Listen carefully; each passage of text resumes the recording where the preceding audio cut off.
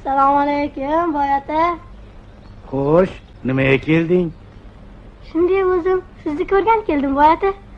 Sog'inib qoldik. Xabar olib kelgan deb yuborishdi. Yaxshi, barakalla. Sen meni oldimga bekorga kelmagan bo'lsang kerak. Bitta yarimta ish bilan kelgansan.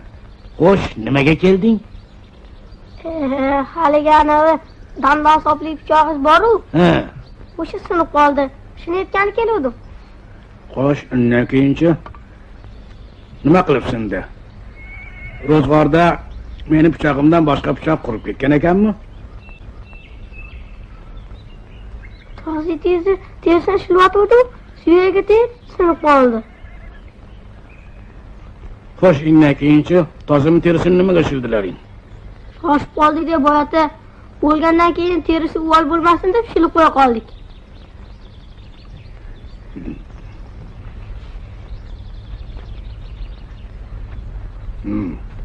Padaringga nalatar, itim nima qilib o'ldi?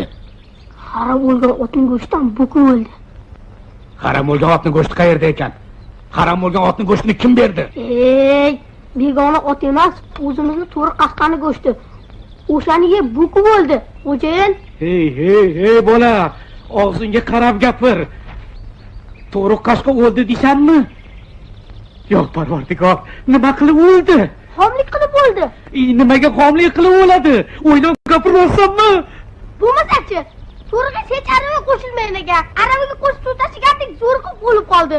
Voy, yaramas, nimalarni bo'ldiryapsan? Uyda shuncha ot turganda, kelib boqib qo'ygan uloqcha otim bilan suv tashiysanlarmi? Ablaqlar!